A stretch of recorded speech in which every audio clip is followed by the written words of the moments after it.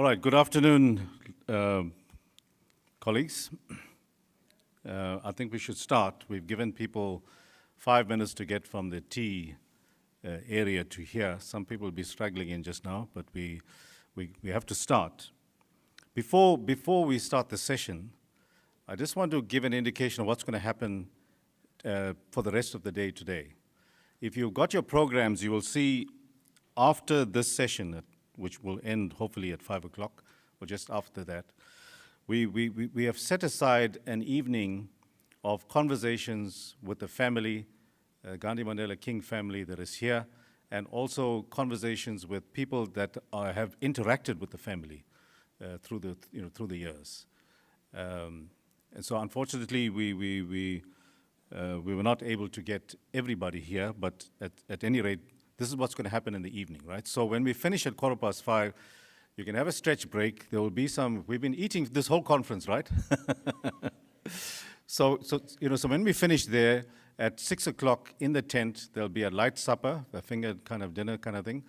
And then if everybody could make their way back to the auditorium, we can start as soon as everybody's here. It's a wonderful program, as I indicated earlier, and it'll be good. We've got a very good facilitator who will be interacting with the family and representatives of people, delegates that are actually connected to the family. So with those few words, let me commence this session with an introduction of our next speaker. Now, I met Johnny Mack some years back, and this was like, I think most of you know that Ela and I were there at Stanford University in 2019.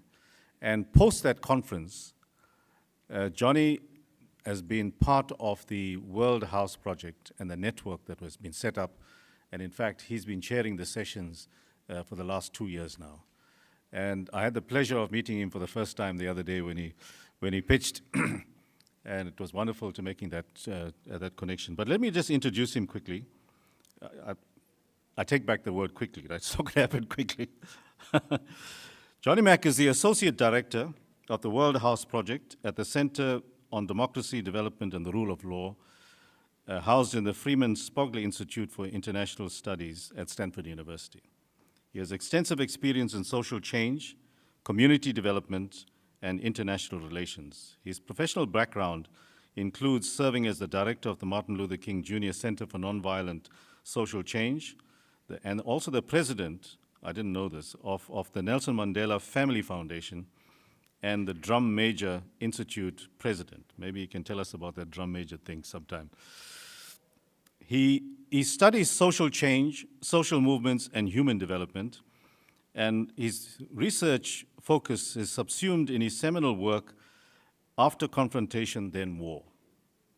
It rearticulates nonviolence beyond the traditional understanding of resistance to a meta-logic using Martin Luther King Jr.'s call to structure the social edifice with a revolution of values through peaceful power.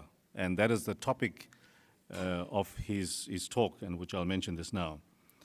He thus argues nonviolence is a meta-logic with direct structural and cultural forms that counterpose Johan Galtung's seminal conflict and violence triangles. Dr. Mack constructs the counterpose of violence and nonviolence as a spectrum or alternative paths of change as articulated in Martin Luther King Jr.'s 1966 book, Where Do We Go From Here, which was mentioned last night. So I'm not going to go too much further because I'm eating into his time, but he has worked throughout the Americas, South and North. He has worked through Africa, the Middle East, Europe, and South Asia.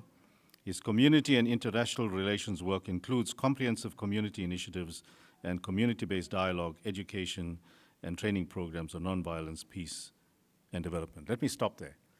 Ladies and gentlemen, can we please give a warm welcome to Dr. Johnny Mack, who's going to speak to us on a revolution of values, the urgent of now. A revolution of values, the urgency of now. Dr. Mack.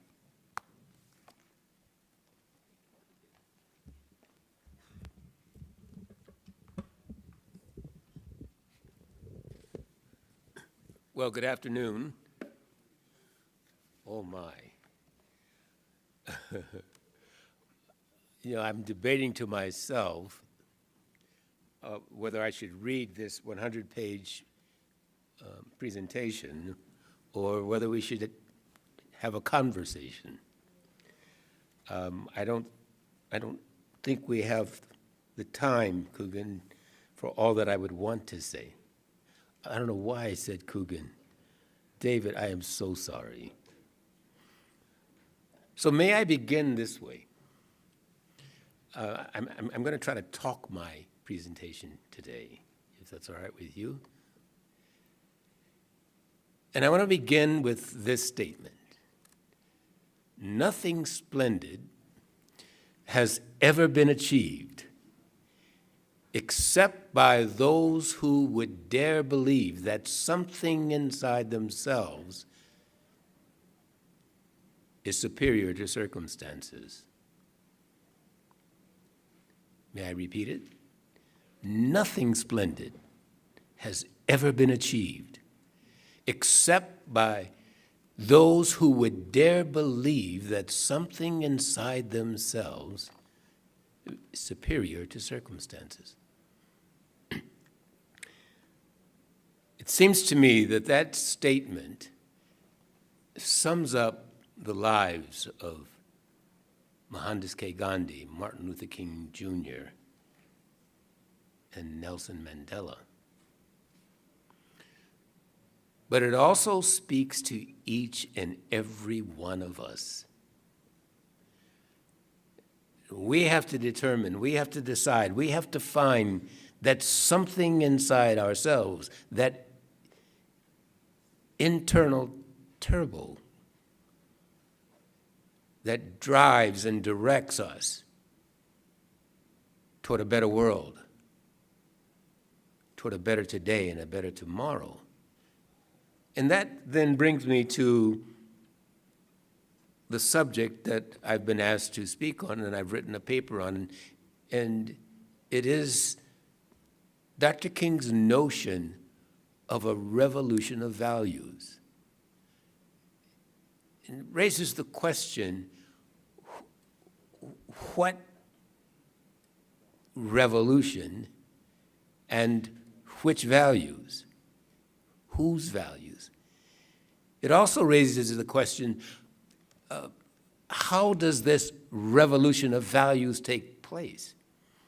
And if Martin Luther King Jr. himself, the preeminent, certainly in the US, nonviolentist, if I can use that term, of the mid-20th century, could not affect such a revolution of values, how then shall we? It seems to me that's why we are here today, isn't it? How do we make the kind of social change? How do we organize ourselves in a framework of human development where we truly humanize the institutional and structural systems and programs and processes of what we call the social edifice? This is King's call for a revolution of values. And so we, a gathering of strangers, come here today, and we have the audacity, if I can use that term, to think that we shall change the world, and we will inculcate this revolution of values. King made the statement that true compassion is more than flinging a coin to a beggar. It is recognizing that the edifice that produces the beggar needs restructuring. And we can paraphrase that, which I just did. It was a paraphrase, it wasn't an exact quote, but we can substitute other words that talk about the challenges and opportunities that confront us as we seek to change the social edifice. Because fundamentally, the social edifice itself, we might argue, David, is violent. And that's a notion that many of us, even who subscribe to the idea of nonviolence, don't fully cognized, don't fully understand, haven't fully adopted it and inculcated in our own understanding and practice of nonviolence. And we have different points of view of what nonviolence is. My work suggests that nonviolence is three. Some of you may be familiar with Judith Stein's 1958 article, I think it was, entitled Nonviolence is Two. And the argument is that nonviolence is both a practical, pragmatic form of social action, and the second form is a principled form of social action. But there is an argument that nonviolence extends even beyond these two, this direct action of non-cooperation and resistance, et cetera. It extends beyond even the principled faith and hope in humankind and this arc of the universe that bends toward justice that we have faith and believe in, and that nonviolence might even be three things. And that third thing, the paper that you'll perhaps read after this conference will argue that nonviolence is also a form of cultural action. And so we have direct action as one form of nonviolence. We have structural action as another form of nonviolence, and we have cultural action as a third form of nonviolence. Now, since the title of this talk, maybe conversation, is a revolution of values, then the question is, how do we use these three forms of nonviolence, if you agree with me that it is indeed three forms, in order to affect the structural change in the social edifice? This is the question that Martin Luther King Jr. has left for us to answer. And it is what I have struggled with in my own work on the subject. How do you change the social edifice? How do we collectively? Remember now, nothing splendid has ever been achieved except by those who would dare believe that something inside themselves is superior to circumstances. There are those who argue that the social edifice can't be violent, that violence is something that must be done by someone, that violence is hurt and harm. And if violence is indeed hurt and harm, who is hurt and what is harmed? And can institutions and structures hurt and harm? And that's what we call structural violence, institutional violence, right? But how did we get here? Which goes, Dr. Carson, to King's question, where do we go from here? In answering that question, I always ask myself, well, how did we get here? We are what we are today because of what happened yesterday. And until we have the necessary confrontation with yesterday, our tomorrows will forever be the same. And so understanding how we got here will help us answer the question, where do we go from here?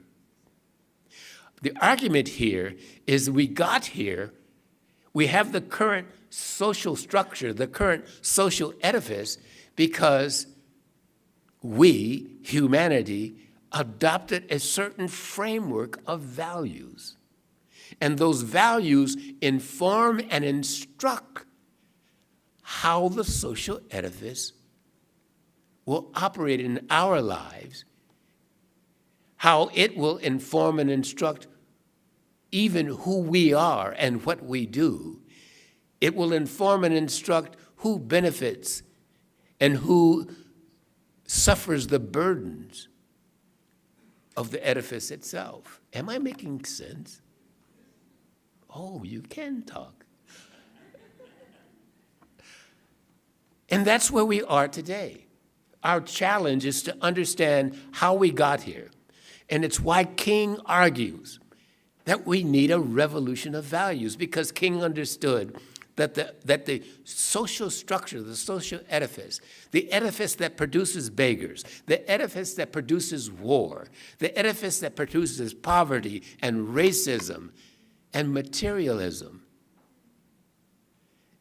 is a function of the values that we humans have adopted, and we behave as if it's the natural order. It's simply the way we are. It's simply who we are. It is inherent in our species. We're simply violent people. But oh no. We act in accordance with the truth as we perceive it or believe it to be. Christian, I'll say it again. We act in accordance with the truth as we perceive it or believe it to be. And you know what that means? If we can change the way we think, then we can change the way we act. And so we nonviolentists, again, if I can use that term for us collectively, how do we change the way we collectively think, and therefore how we collectively act? And if that can happen for us, then can it happen for the rest of the world? And if it can, how does that happen? Remember now, we are what we are today because of what happened yesterday. And unless we have the necessary confrontation with yesterday, our tomorrows will forever be the same. Well, we made decisions, we human beings made decisions about how we want the social order to operate. And so human action and order is a decision that we human beings consciously make. And we do that in institutions just like this one. We teach it. We practice it. It permeates virtually every institution that we have, whether they are physical institutions or anthropomorphic institutions, our cultural institutions.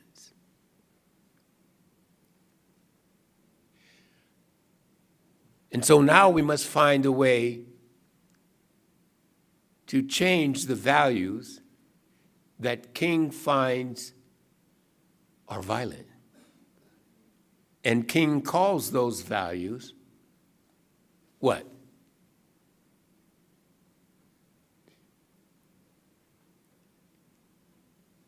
The triple evils of poverty, racism, and militarism. He uses other terms. One of the brilliant things that I find King did in his work was to re-articulate the teachings, the lessons, the example of Gandhi. Not only did King, but the whole cadre of black Gandhians, Clay, who visited the Mahatma, learned of his teachings, followed his examples, but brought those back to the United States and applied them to the specific circumstances that they were experiencing in their own lived environment. And if that's what the nonviolentists of the mid-20th century did, in order to achieve the gains that they did achieve in the mid-20th century, how much more then must we in the 21st century do the same?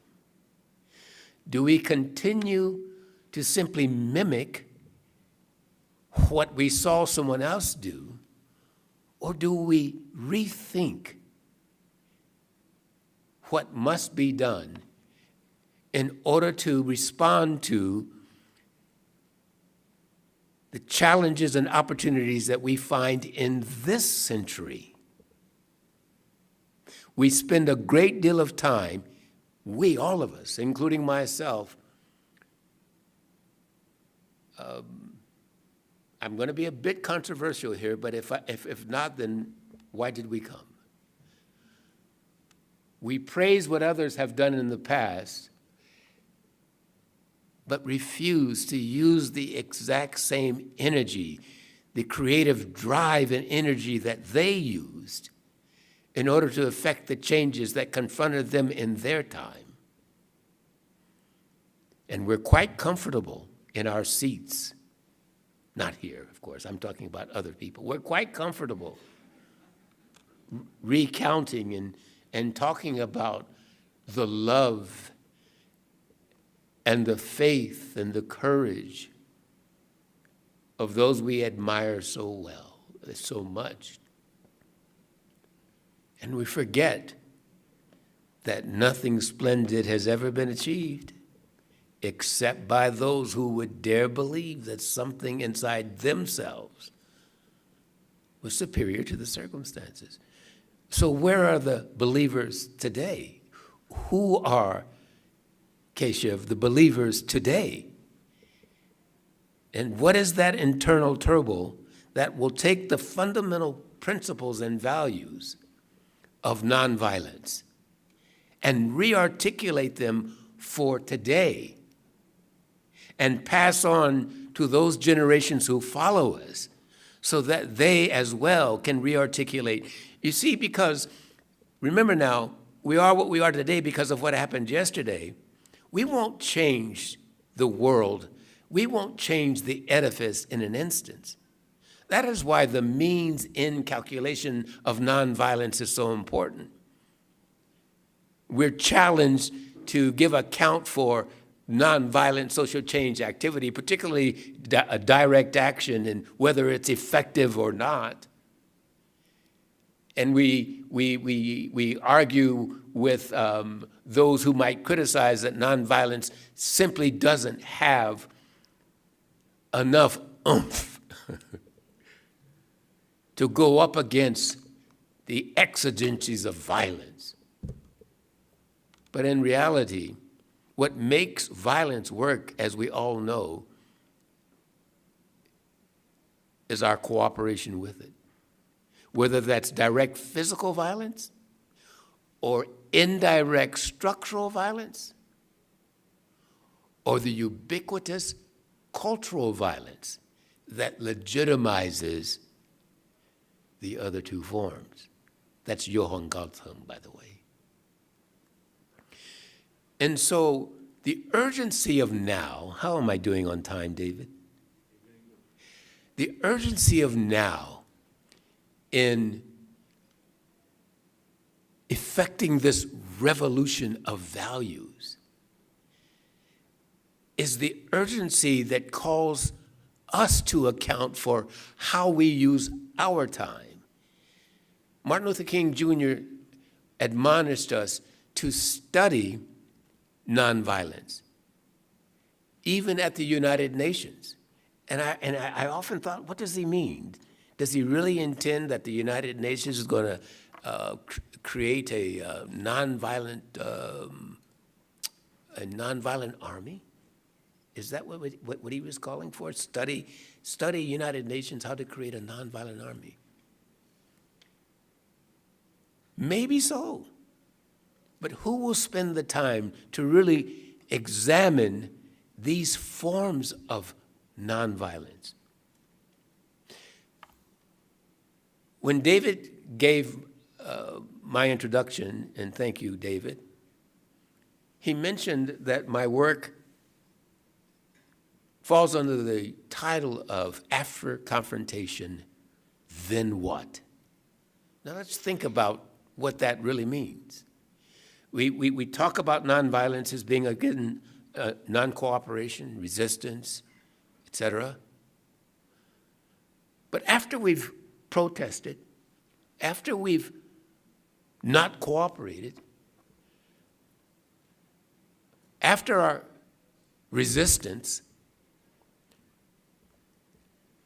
and we don't achieve our desired end, then what?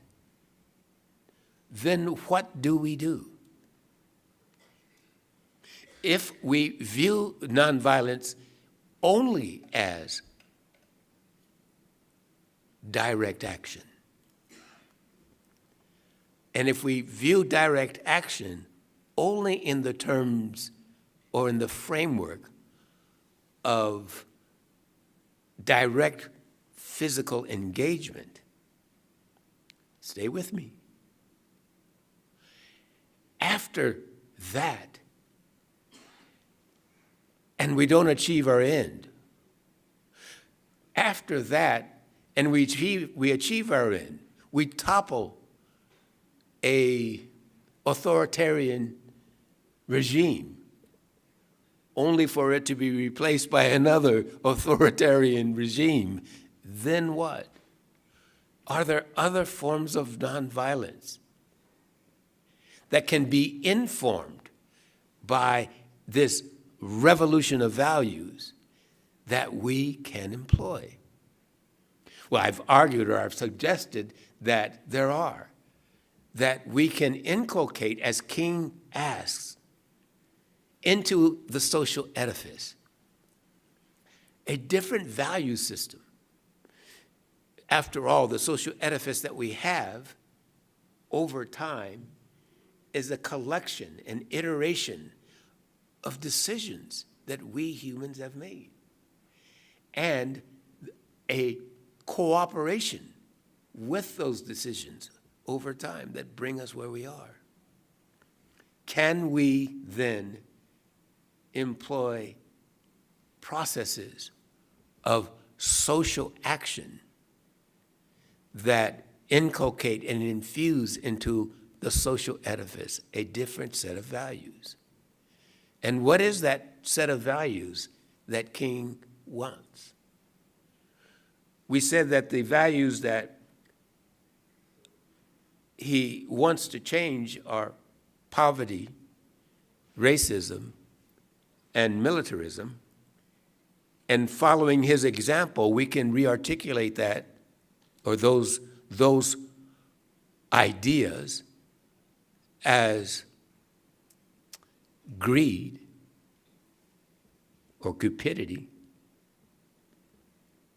Think about it. Poverty is simply a byproduct of greed.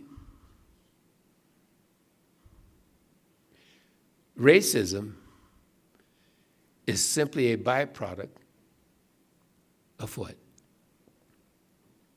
Bigotry. And militarism is simply a byproduct of rivalry. And so we can re-articulate poverty, racism, and militarism as cupidity or greed, bigotry, and violent rivalry. What do we replace those with?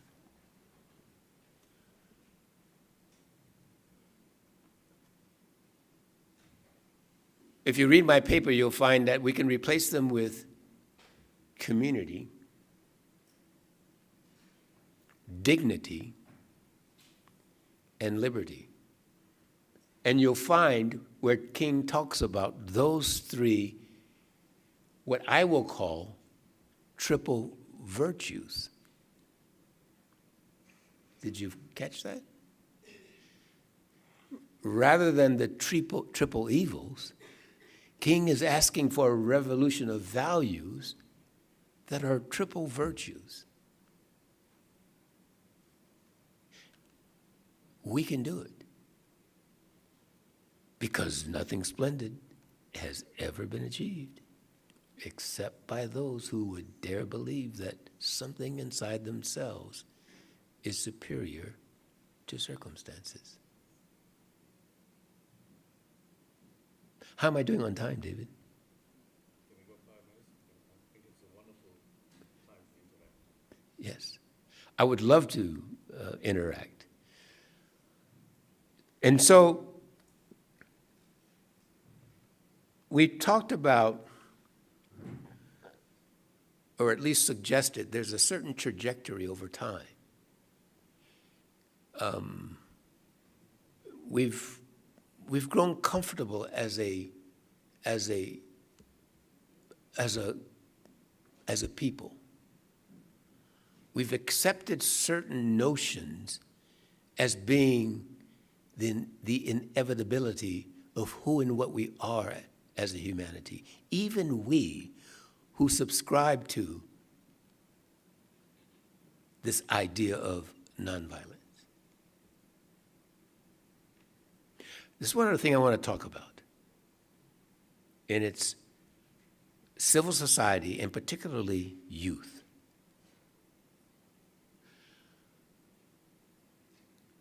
The social edifice is a human construct. Society is a human construct. It's not a given. We make society what it is. And the basic social framework is one of government, of business, and of the civic sector. At least that's in the Western developed world, if we can say it that way. I'm not sure what's so developed about it, but perhaps we can argue it that way. And what has happened is, in that framework, we can view it as a three-legged table. The social edifice is a three-legged table. We have the government leg, we have the market or business leg, and then we have the people leg, civil society. And what has happened is we have a very robust and strong government leg of this table, this social edifice. We have a very strong business leg, but there's something quite, to mix metaphors, anemic about that third leg.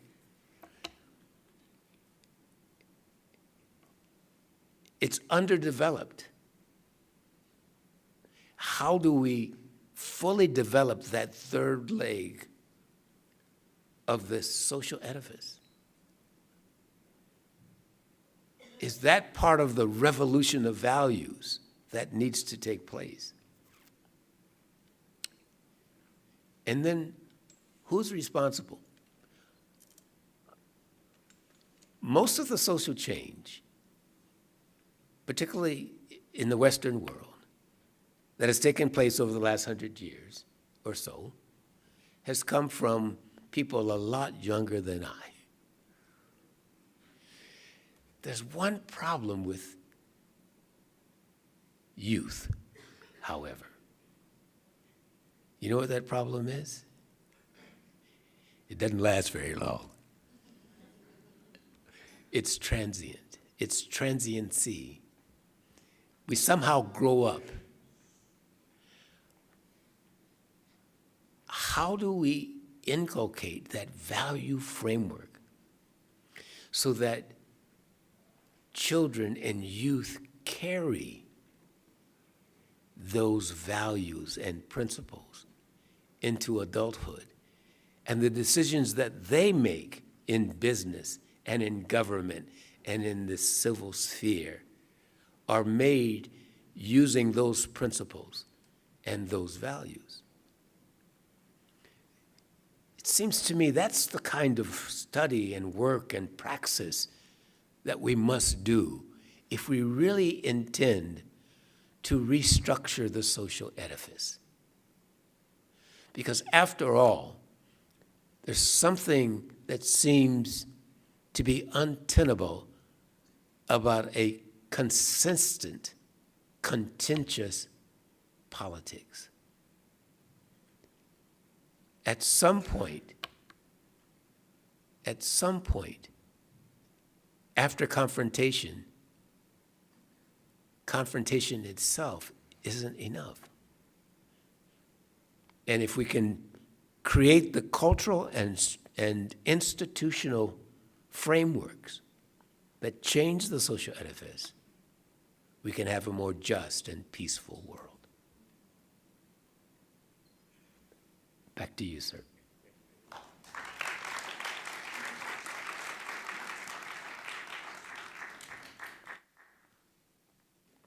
Thank you very much, Johnny, Dr. Mack. I think this is the first of the plenaries that we are giving 10 minutes for interaction with with everybody, and so I'm going to be taking questions now or a comment. Dr. Pathak is going to be the first one.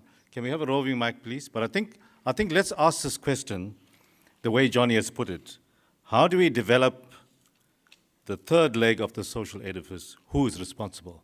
Perhaps that can open up the discussion. Dr. Pathak first, then I see a hand up in the aisle. And one there, okay.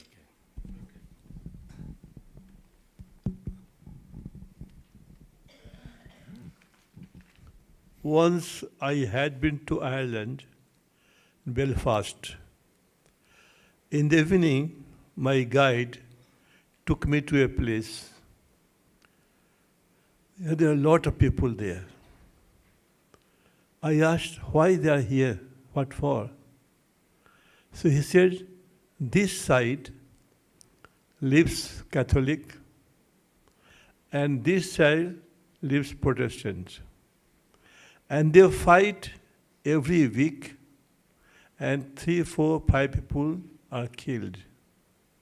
So now this time they have come for a decision that we should not fight every week, rather we should fight once in a month so that casualties should be less. So I laughed. I said, why did you fight? You're fighting once in a week and now you want to fight in a month. So where you will place values there? Yes. The same religion and same fight, what values are there? Thank you very much for that comment. I think it's a comment. So can we just go to the gentleman at the back with the gray jacket, and then the young lady in the green top from Pakistan? No? Yes, I remember you. And then Dr. Carson. Thank you so much for the presentation. My comment is going to focus much more on the state, especially in the context of Africa. State formation was a process of violence which produced entities that can only survive through violence. And to protect those entities, the state had to create institutions during colonial rule which will protect the entity using instruments of violence. And post-colonial state, for it to exist, those institutions of violence, and I'm talking about the military instrument, continued. And 10 to 5 years after freedom during the Uhuru period, the military did also develop appetite for governing. Now, these infrastructure and these institutions exist. As a result, the society produced violence as a means to survive. And today we are even in the institution outside. There are a private institution of security to protect this venue. Because some of us, we are violent, which means there are supposed to be a very well-paid institution of violence, and we have experience of how those security infrastructure operate. And I'm talking about... Can I just ask that you you round up now. We've only Let got a me- few minutes. Let me round Yeah, out. Let thank me you, round please. out. Yeah. Because the issue of violence is quite deeper, because we are the victims of violence. How do we then look at each other and say, how are we going to use means of non-violence, Yes. while this same instrument of violence still exists even in universities? Thank you very much for that comment. I think Johnny will will give a response through all. Fatima Chowdhury, I just remembered your name. Dr. Johnny Mack, that was a wonderful speech. Thank you. Two things. The first point that you made was that the social edifice is, it structures the institutions that we live in. And the institutions are created by the values that we as humans hold important. And currently we live in a corporate framework that values greed and profit more than anything. So that suggests that our nature as human beings means that we are addicted to greed and profit. And I think that your whole speech centers around the idea that our human nature is actually not rooted in greed and in profit. It is rooted in love, which is actually much more easier to practice because that is what we are made for. So in order to change that social edifice, we have to change this narrative of our human nature and what our human nature entails. The second point, I appreciate so much the question of who is now responsible. As a young person, a lot of people come to us and say that you are the future or you are the present. It's not about us anymore. And I have to be honest, I really hate when they say it's not about us anymore, because I'm very grateful for people like Dr. Carson and for our mentors in our organization that push us to be guided in the right way through the blueprints of the histories that we are here studying, to push us to ask the question of how do we get everyone involved. It's an intergenerational effort, because nowadays we see that everybody is looking for liberation. But what we're looking for liberation from is from our responsibilities. We're looking for liberation of being mothers and fathers and people that have the energy to consistently take someone and sit them next to you and ask them to do something. So I wholeheartedly appreciate the question that was given to everybody and not just the young people. Thank you. Thank you very much, Fatima. Dr. Carson, and then we'll ask Johnny to respond. Dr. Carson, here, in the front. Sorry, Dr. Carson first. Can I ask everybody to please be brief? We only got a few minutes. I don't disagree with the comment that we just had, but I think there's a broader issue of a revolution of values. One of the things that I think unites some 90-some% of humanity is they value property. They value their possessions. And they tolerate violence to protect those possessions. So how do we get out of that cycle? When most people, that's the one thing that they would allow violence for, is to protect property of a nation, property of a house, their own personal property. So it seems like that's going to be the hardest value to change.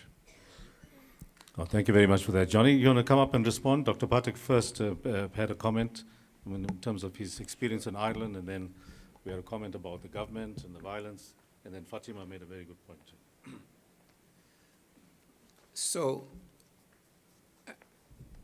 Fatima, first of all, thank you. Again, I derive my energy from people like Keshav Gupta. Well, I won't name names because I won't remember all the names, but thank you so much, because it is all of us. I didn't mean to suggest that it's left to the youth. We all have a responsibility, and I'm glad that that came out, at least in my ramblings. Dr. Carson, in terms of what people value, that is the point. You know, we are taught from kindergarten, from our first days in school, to value property. You know, we are taught to share your property, yes, but it's your property, right? Put your shoes in your space. But our whole trajectory in life from day one is acquisition of things, not relationships and people. What we value is the things that we acquire. And the accretion of our lives is how much we can bring into and unto ourselves and our own. But those are decisions that are made. And so how do we change that? Again, I argue in the paper that civil society has to make the change.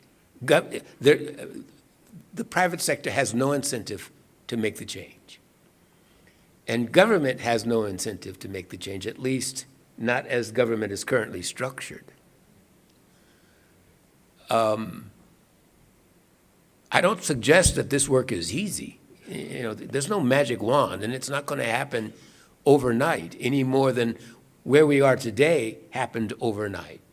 We have thousands of years of human development and of social change, and particularly the last 500 years, and particularly the last 150 years, have accelerated how we make decisions about the social edifice. And I'm talking too long, David, but let me make this last point. Nation states survive in large part. I mean, just think about this. The United States survives one Congress after the next, one president after the next. Why is that? Have you ever thought about that? Why do nation states, basically they survive.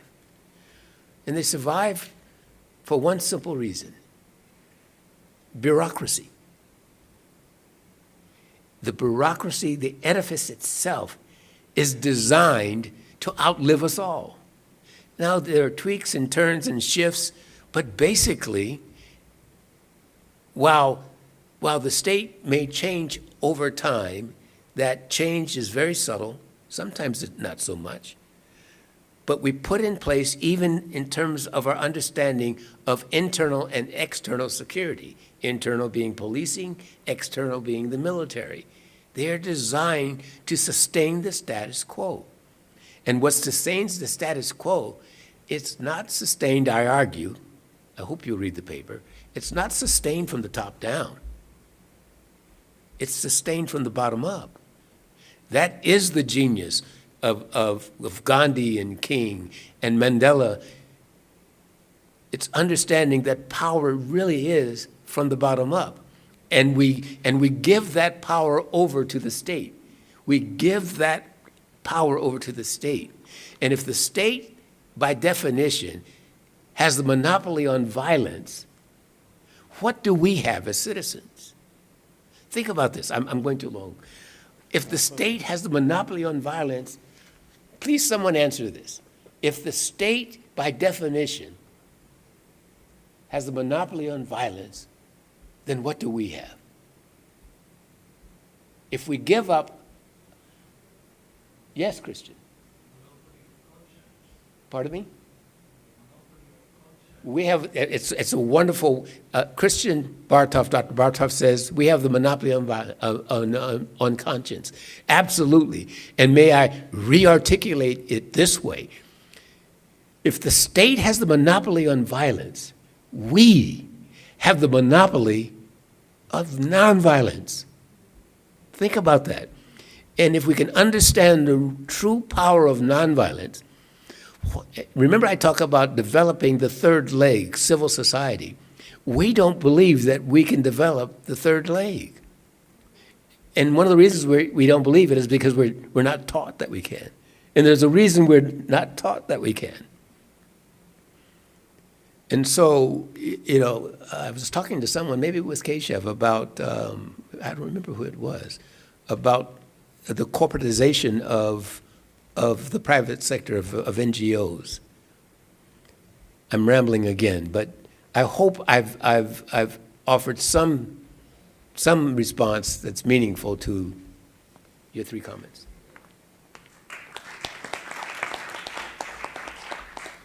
Thank you very much. I'm going to take one more. Please be brief, okay? Can we get a mic to the gentleman from India?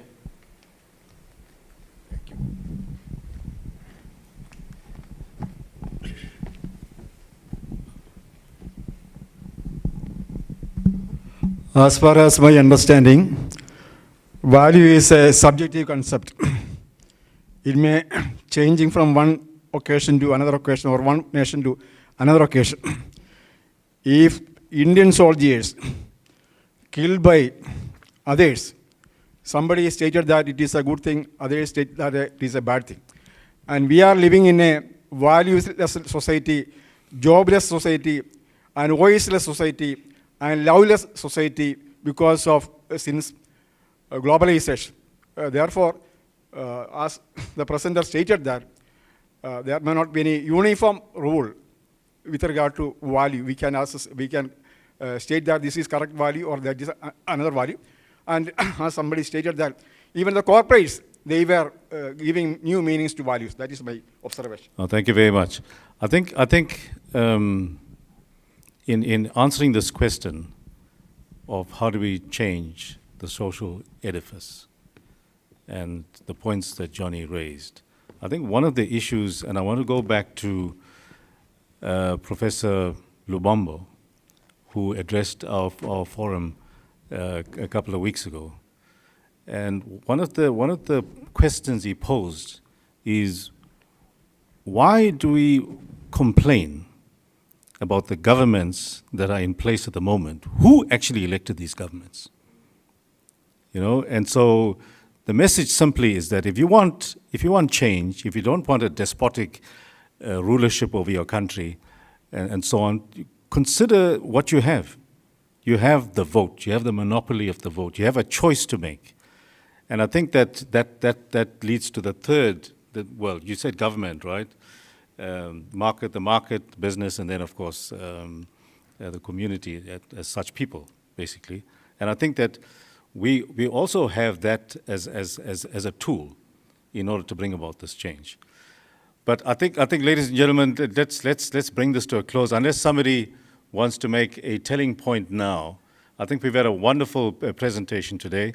There's some very, very important questions that have been raised in terms of who's responsible, how do we effect this change, and who's responsible.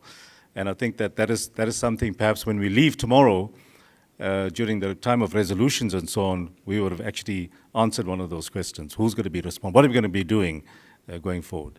So I want to bring this session to a close. It's now almost 5:10. There's something that I omitted earlier about the program just now, and that is, if you look at your program, we have at closure is a thing called the release of peace lanterns. Now we've got 200 of these lanterns. We've got the permission of the airport and the environmental people and so on, and it's a biodegradable lantern. It's a lantern for peace that we want to light at the conclusion of our program tonight. The media has put this thing out, and we're asking people in Pietermaritzburg to watch out for these lanterns. And as soon as you see the lanterns going up, light a candle in your home for peace. So I think it'll be a wonderful thing that we can do.